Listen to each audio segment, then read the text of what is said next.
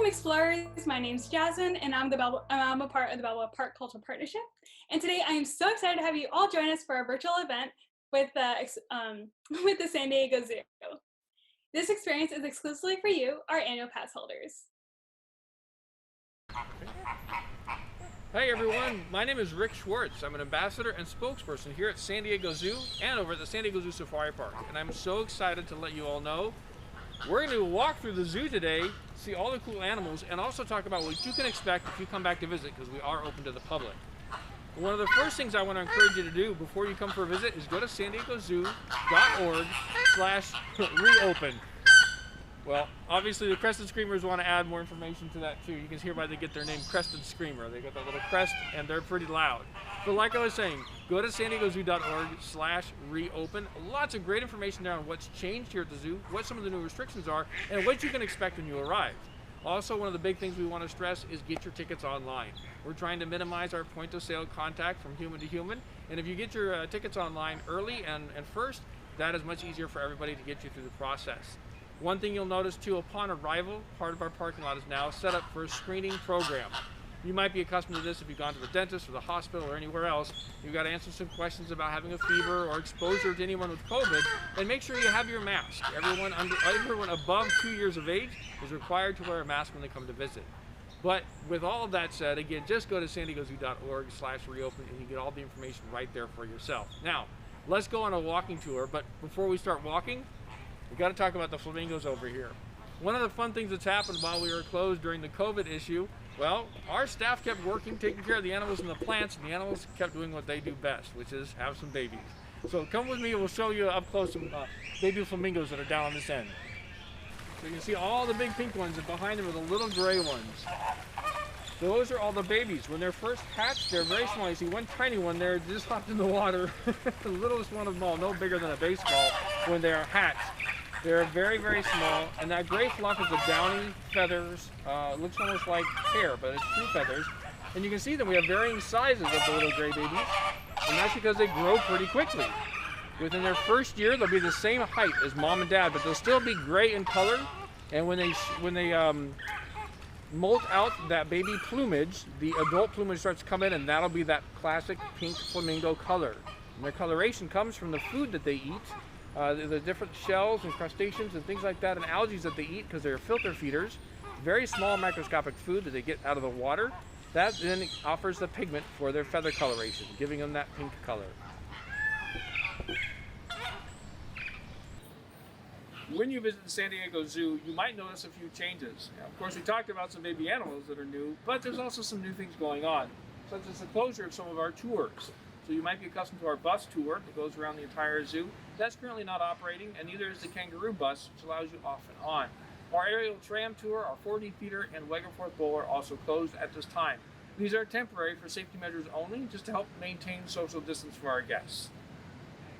As we're heading down to Pygmy hippos, because we have a new addition, I also want to point out other things you might notice once you enter the zoo that are going to be a little different.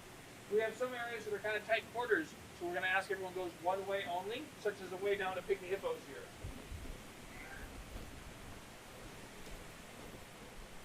And as we head down, it depends on the day, you might have dad or mom and child on this side, and then, or the opposite on this side.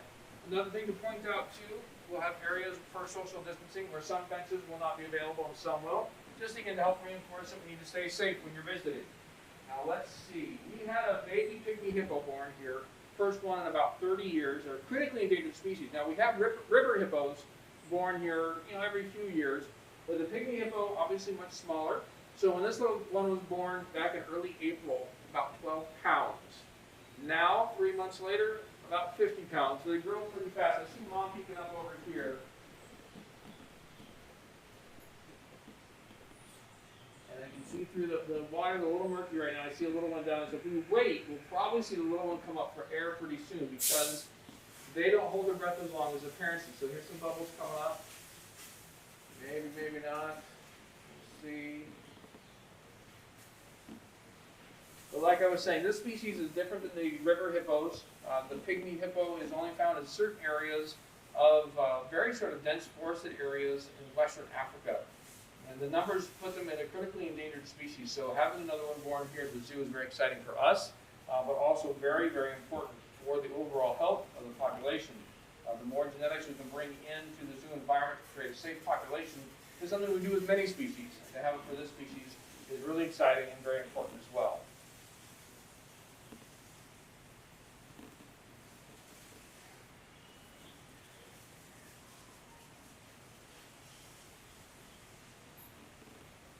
There's a little one popping up and back down. That's how quick they can exhale and inhale and then go back down for a couple minutes. So pretty impressive. And they'll spend most of the time in the water like this.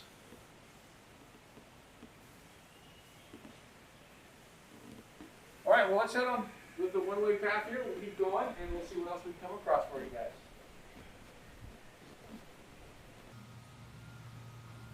Now, as you notice, like I said before, as you're walking through the zoo, you're going to see things a little bit different. And some reminders, too. Keep your 6-foot distance from those who aren't part of your family group to help maintain safety during your visit. But one thing worth noting are orangutans. You know, when we first closed down in March, it seemed that the orangutans, gorillas, and a few other species definitely noticed the lack of pedestrians right here on this side of the habitat. But as we moved into the closure month after month, the animals became quite accustomed to not having people around. So the fun thing that we're experiencing now that we're reopened, the animals are very curious about other people. We actually can watch the animals watching the people as they walk by, because having guests here on grounds is still kind of novel for some of the animals. So it's a lot of fun to see that curiosity from the animals to the people.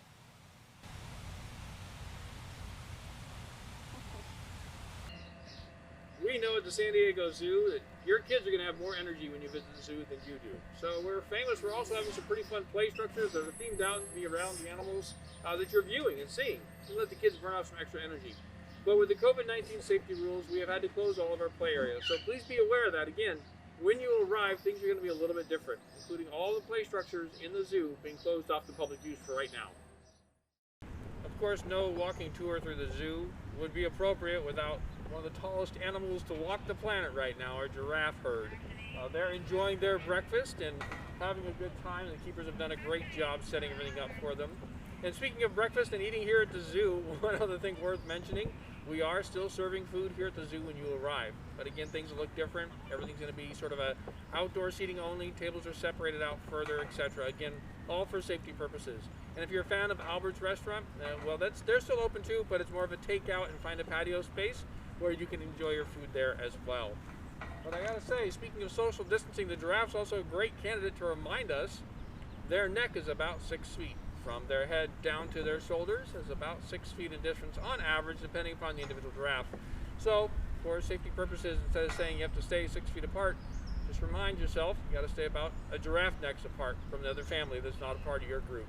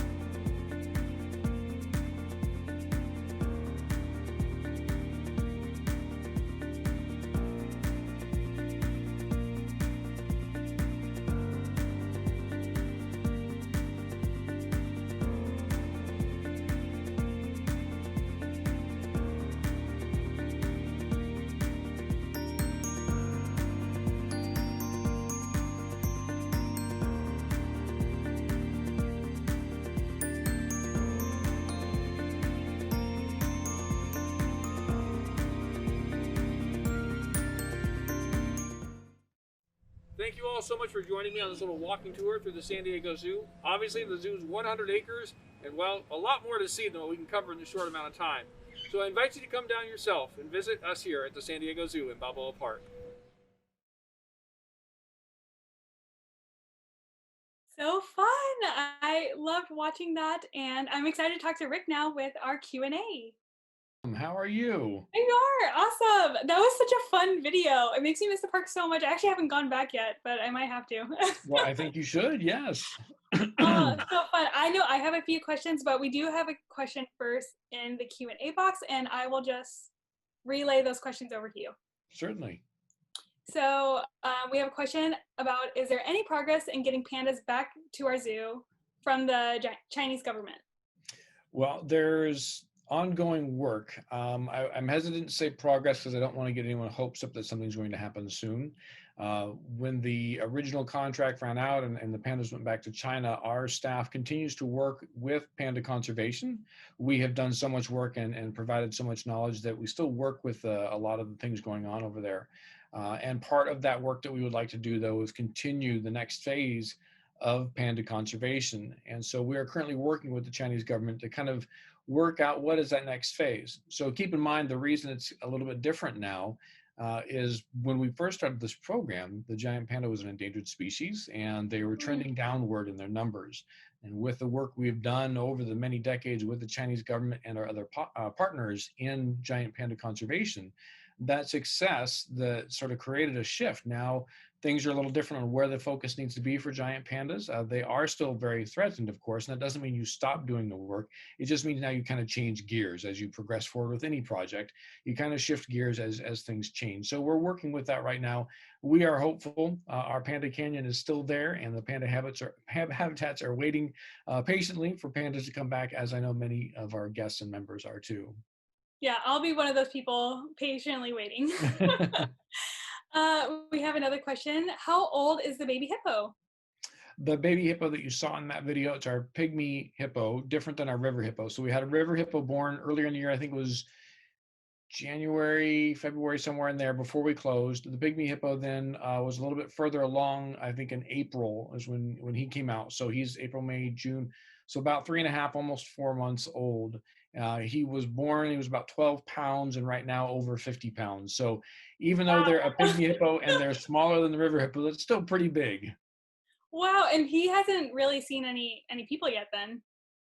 Well, I mean, sort of. We are open to the public now, but the numbers, of course, are much less than normal for summer for us. You know, normally in the summer, there's a lot of international travel here into San Diego, and also then our own, sort of neighboring counties and cities also come and visit us. With the COVID situation, the numbers are quite a bit fewer. We are restricted to 5,000 people at a time. So in a day, it could be over 5,000. But 5,000 at one time. So as we fill up, we'd have to slow the process of people coming in. For the most part, I mean, inside tip for all of our Balboa Park friends, go during the week. Honestly, I mean, it's one of those things where there's just not a lot of people at the zoo or safari park right now. And as a local, that is so special to have in the summertime. I know just speaking to a lot of our members and locals, usually the peak times is when our local people won't show up because all the tourists are there. We don't have tourists to compete with right now. So it's really a special time to get to the zoo or park and kind of enjoy the ambiance of both facilities all for yourself. That's a hot tip to know. Yes, yeah, it really is, especially for those of us who are used to having to, work around the tourism and whatnot. Not that we don't like tourists; they help pay the bills, of course. But yeah, if you're local, it's time to get out and enjoy San Diego. So fun! And were all the pictures taken in the San Diego Zoo? Yeah, everything from that walkthrough was all San Diego Zoo.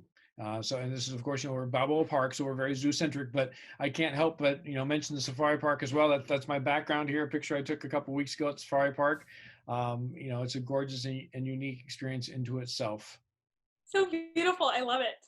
And are the babies shown in the video there now? Yes, trying to think if so we have the young koala, Omeo, our youngest koala. He actually turned a year, so he's a little bigger now than that older footage that you saw there. But you can pick them out when you go to the koalas. You can see there are smaller ones with the parents still. Omeo was hand raised. His mother unfortunately passed away from cancer And he was one of the very first Joey's, koala joeys, to be hand raised in a very long time at the San Diego Zoo, and he's done very well. So he goes out with the keepers every now and then. Just turning a year old, he's spending more time out on his own, and kind of hanging out with the other kids a little bit too. There are other babies that were born. I think I said in the video, although we were closed to the public, our animal care staff and our horticulture staff, everyone who needed to take care of the living things were coming into work. They are our essential workers. And the animals kept doing what they do as well. We have a lot of new babies all throughout the zoo and the safari park. Some baby leopards there at the zoo. We have the Pygmy hippo, the river hippo, and the list goes on and on. As always at the San Diego Zoo, we focus heavily on breeding animals for conservation purposes. So you never know what you're going to see when you get around the corner. We always love seeing the little babies, so I'm really excited. Yeah, And it's been a lot of fun. yeah. And why do a lot of the animals have ice in their cage? Well, right now, of course, as our temperatures go up, we always try to do some fun seasonal enrichment, for lack of a better term on seasonal. So we want to offer up things that can keep the animals occupied. So one of the fun things to do in the hot months, of course, is give them some of their normal diet, whether they're a fruit-eating animal or a leaf-eating animal or a meat-eating animal. And we freeze that in a large bucket or pan or something like that. So on a hot day, it's sort of a treat popsicle for them. It takes time to get to their food. They have to work it, manipulate it, but also it's kind of cool and refreshing. A lot of animals really seem to enjoy just kind of laying on it for a while, and that sort of thing, interacting with it that way. So it depends on the species, of course, and it depends on the day. It's not going to be every day that you go, you'll see that. We also try to change up the daily routines and what we offer for enrichment, because in the wild, an animal wouldn't have necessarily the exact same thing happening every day. So we try to stimulate things like that for their mind and for their body. That's so fun. I love that little sweet treat they get. Yeah, they like it too. It's a lot of fun. Oh my gosh. And what is the longest snake at the zoo? Would you know that? Oh, the longest, I don't, we have a couple of anacondas, but they tend not to be the longest. I would be willing to guess I'd have to double check with our reptile staff. I'd be willing to check. We have a python let me think, as you first approach it, it's going to be, I have to think of my orientation. That'd be the northeast corner. Yeah, the northeast corner of the reptile house. I believe it's still there. We have a python species. It's pretty long. I would guess that's our longest, and I don't know the exact measurements right off the top of my head. That's a-okay. So fun. Why are giraffes' necks so long? Vivian, who is 6 years old, wants to know that. Vivian, that is a great question. Their neck is so long because somewhere in the eons and eons of giraffe being on this planet, there were other animals similar to them in their family with long necks, some with shorter necks, but they have found that the best way to make a living in the African plains where they live is to have the longest neck possible to reach the best leaves on the acacia trees that other animals can't reach. So you see like gazelles and perhaps maybe, I don't know, bontaboks or other impalas. These are all, to us, they look similar to a deer in their shape. And their head goes down quite easily to nibble grass or on the bushes. But the giraffe being so tall with very long legs and a very long neck, they're well adapted to eating out of the tops of the trees where no one else can reach. And a fun side fact for you, there's an animal called an okapi. The okapi is found in the dense forest of Western Africa, not in the savannas like these guys here. The okapi, it's funny, they have zebra stripes on their hind end and down their legs, like we call them socks, like zebra socks, and they're sort of a dark velvety brown color. So people sometimes think, oh, this must be some sort of relative of the zebra. But believe it or not, the okapi is the only current living relative of the giraffe that we know of. They're sometimes referred to as a forest giraffe.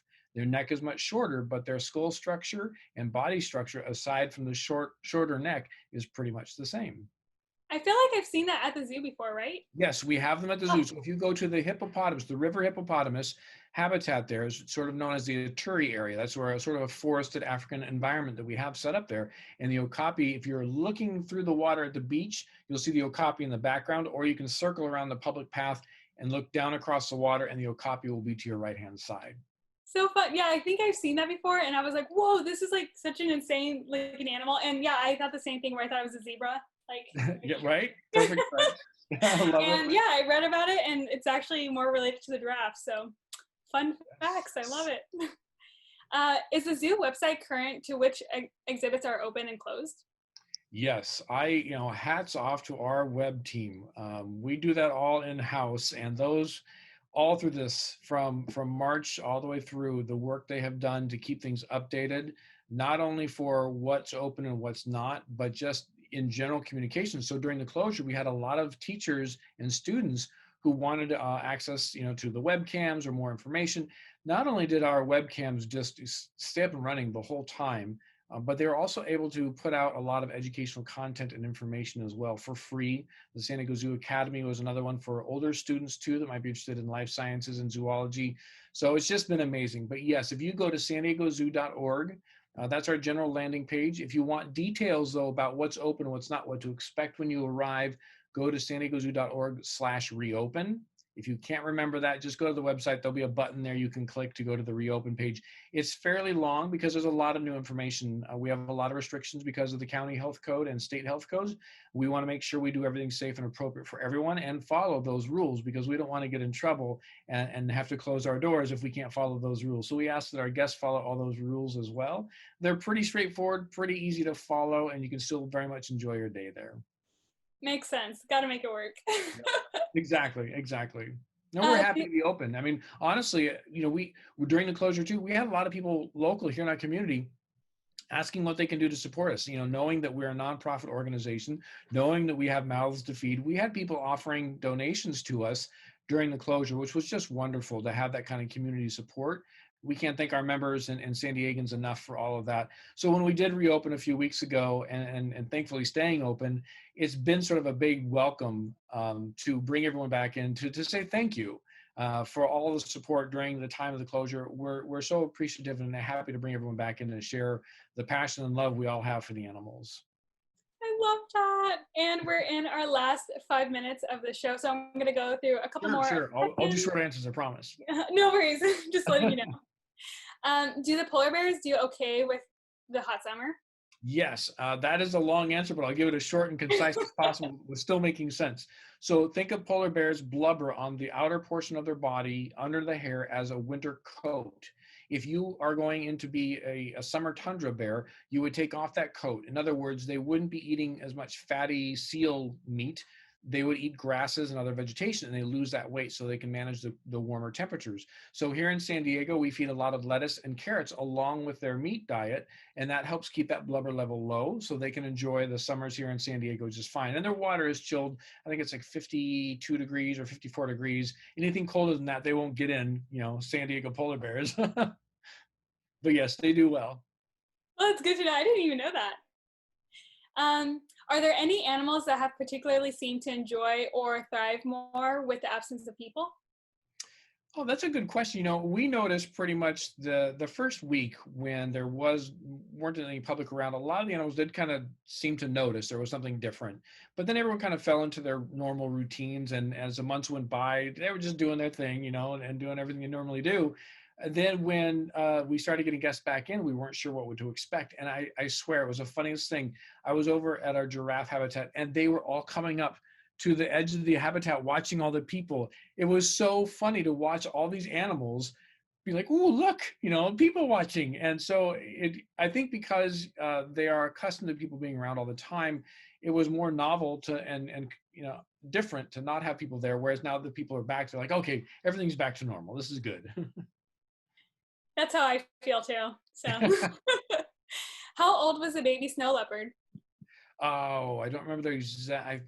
They're about a month old, I think, at this time. So they come and go with mom. Admittedly, in the hotter days, the hotter part of the day, they're going to be napping probably back in the den. So if you do want to see them, get there at opening and go there right away when the temperature is still cool. And that's true for most cats. I mean, whether it's the leopards or whether it's tigers, lions, whatever.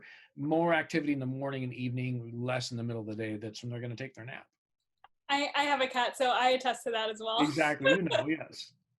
And we have a couple of people who have asked the same question, which is, what is your favorite animal to work with at the zoo?